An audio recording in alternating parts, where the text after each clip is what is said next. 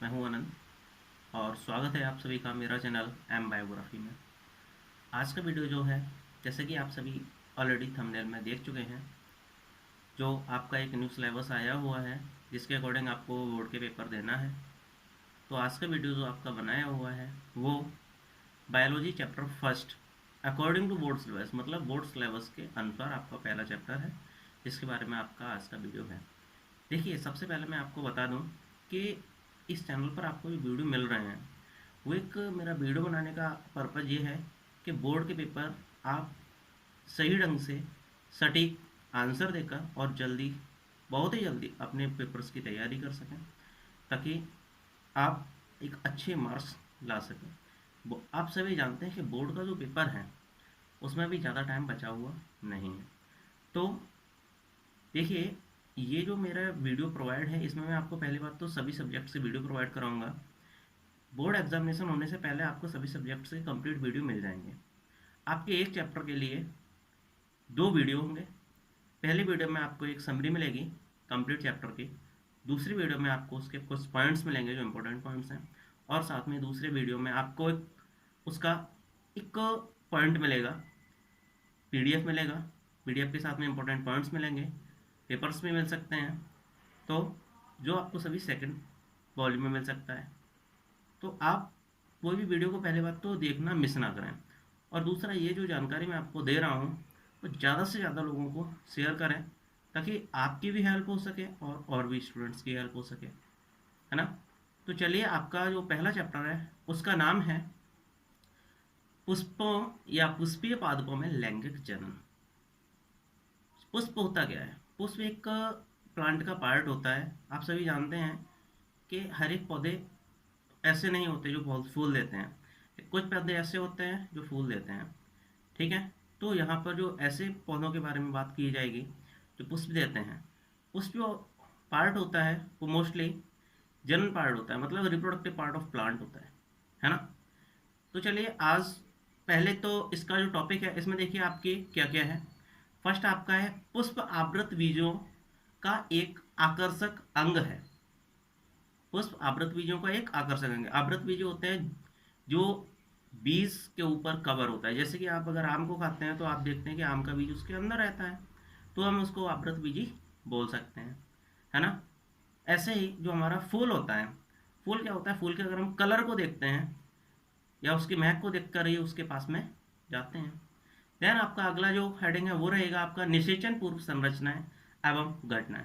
निषेचन के पूर्व आखिरकार निषेचन होता क्या है, तो निषेचन के बारे में भी अभी हम आपको बताते हैं। नेक्स्ट आपका है दोहरा निषेचन, फिर निषेचन पश्चात संघटनाएं एवं घटनाएं, इसमें असंजनन एवं बहुभ्रूणता। ये आपके 5 मेन टॉपिक हैं जिसमें जो आपको इस पूरे चैप्टर में क्लियर किए जाएंगे। अब आपका जो निषेचन है, निषेचन में आपका कुछ पॉइंट्स आते हैं, जैसे कि निषेचन दो लोग गैमेट्स के बीच में यहाँ पर होगा। पुंकेसर जो आपका पार्ट रहता है प्लांट्स में, मेल पार्ट, एंड स्त्रीकेसर जो फीमेल पार्ट रहता है। अब पुंकेसर लघु बीजाणुधानी या इसको परागण भी कह सकते हैं, है ना।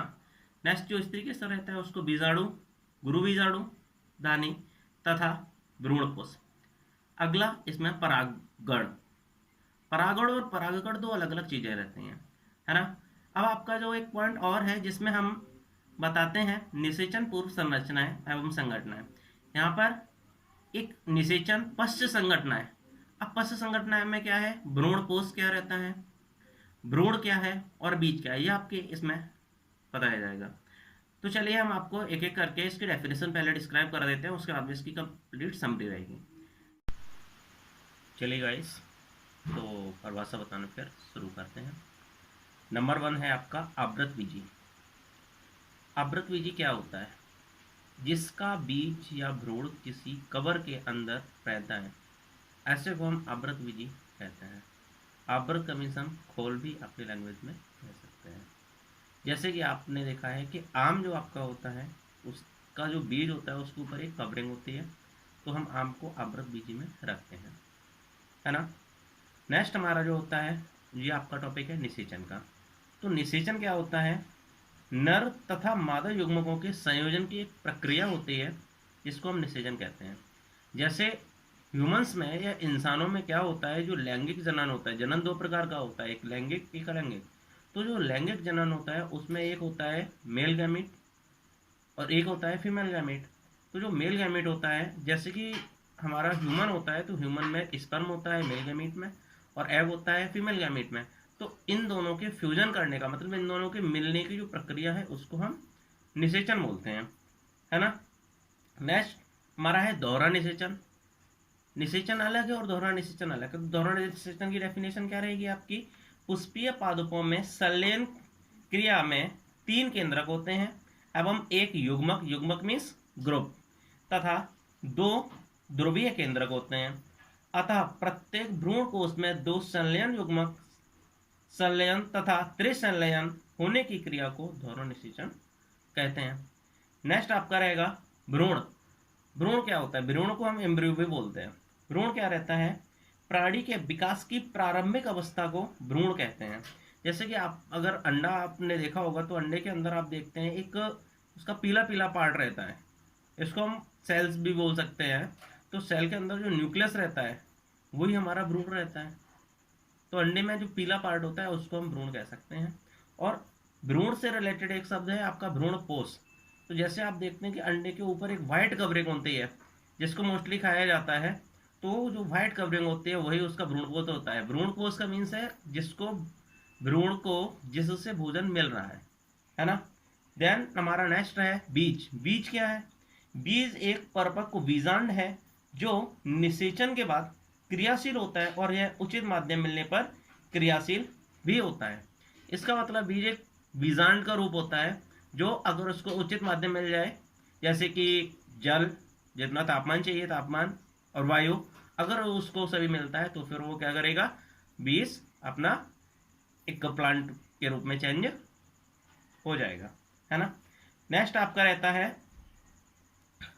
परागण।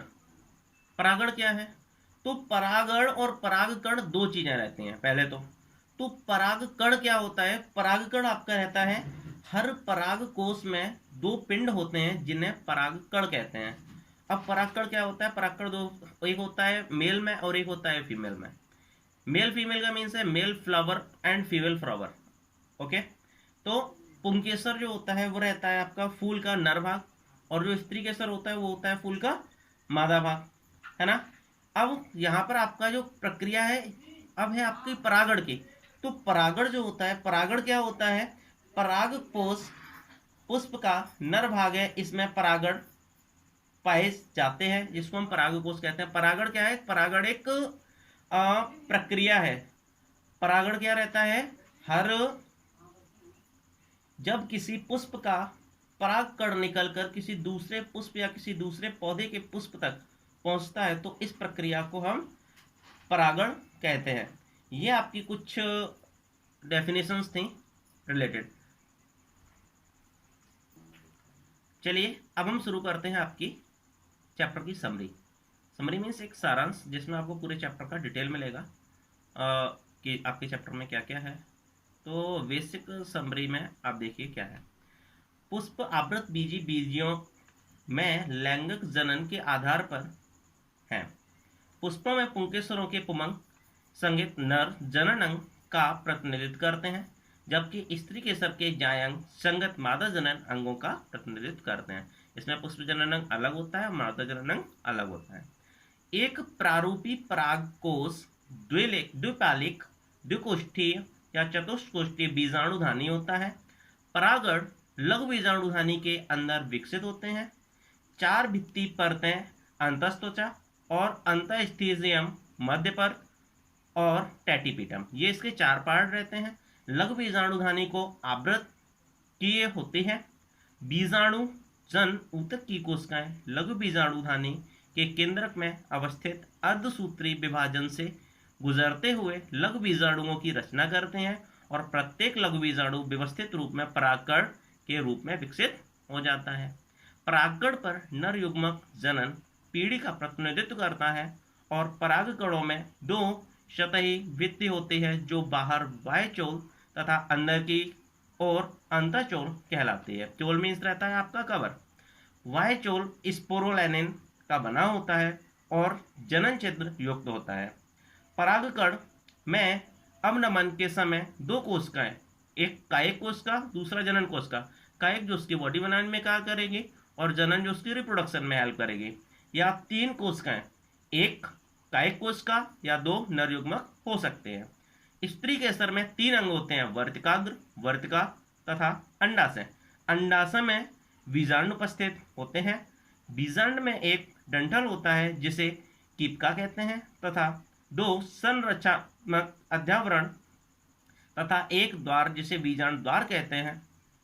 बीजांड काय में स्थित केंद्रीय ऊतक है जहां प्रसूतक विभाजित होता है।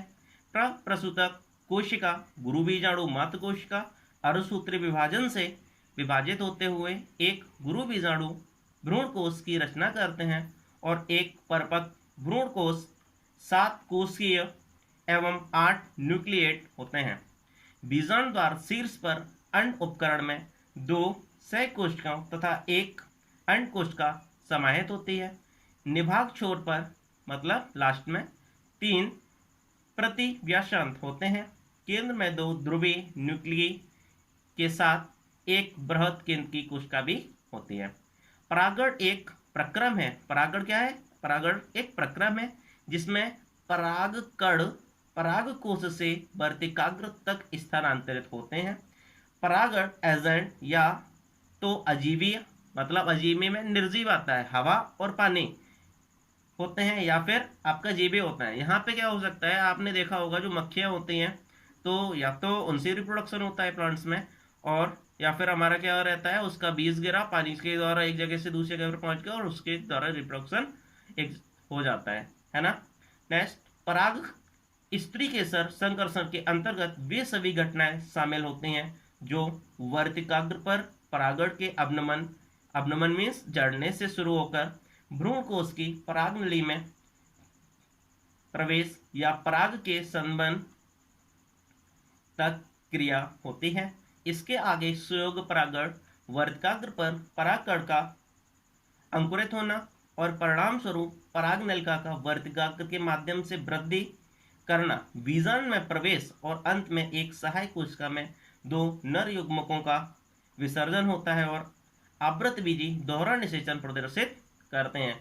क्योंकि प्रत्येक भ्रूण कोश में 2 संकलन या संलयन फ्यूजन, मुख्यतः युग्मक संलयन तथा त्रिसंलयन होते हैं। इन संलयनों का परिणाम द्विगुणित युग्मनज तथा त्रिगुणित प्राथमिक भ्रूण कोश केंद्रक का परिणाम होता है। यह युग्मनज भ्रूण तथा प्राथमिक भ्रूण कोश कोशिका भ्रूणपोष ऊतक गठित करते हैं। भ्रूणपोष का निर्माण सदैव भ्रूण के विकास को आगे बढ़ाता है। विकासशील भ्रूण कई विभिन्न चरणों से गुजरता है, जैसे कि प्राक भ्रूण गोलाकार तथा हृदय को आकृति चरण और इसके बाद परिपक्वता। परिपक्व द्विबीजपत्री भ्रूण के अंदर 2 बीजपत्र तथा प्रांकुर चोल सहित एक भ्रूणी अक्ष तथा एक बीजपत्राधार होता है। एक बीजपत्री के भ्रूण में एक अकेला बीजपत्र होता है। निषेचन के बाद अंडाशय फल के रूप में तथा बीजांड बीज के रूप में विकसित होता है। असंघनन नामक एक परिघटना कुछ आवृत बीजों में विशेष रूप से घास कुल में पाई जाती है। यह बिना निषेचन के बीज का परिणाम है। बागवानी एवं कृषि विज्ञान में असंघनन के बहुत सारे लाभ हैं। कुछ आवृत बीजी अपने बीज में एक से अधिक भ्रूण उत्पन्न करते हैं और इस घटना को बहुभ्रूणता कहते हैं। ये जो मेरी आपको आवाज़ सुनाई दी, ये पूरा आपका एक चैप्टर था, फर्स्ट चैप्टर, जो आपकी समरी थी। इसके अगले वीडियो में मैं आपको इसमें कुछ इंपॉर्टेंट पॉइंट्स हैं जिसकी डेफिनेशन दूंगा। अगर आप लोगों को मेरा ये पहला वीडियो समझ में आया है या फिर अगर आपको इसमें कोई कमी लगी है तो आप कमेंट सेक्शन में जाके एडवाइस करें और मेरे इस चैनल को सब्सक्राइब करें, साथ में बेल आइकन प्रेस करना ना भूलें। आपको इस चैप्टर से रिलेटेड पीडीएफ, जैसे कि आप ऑलरेडी पहले स्टार्टिंग में ही सुन चुके हैं, पीडीएफ रिलेटेड जितनी भी फाइल्स हैं आपको सेकंड वीडियो के डिस्क्रिप्शन में मिलेंगी, जिसका एक कोड रहेगा वो कोड आपको सेकंड वीडियो में ही मैं क्लियर कर दूंगा। थैंक्स।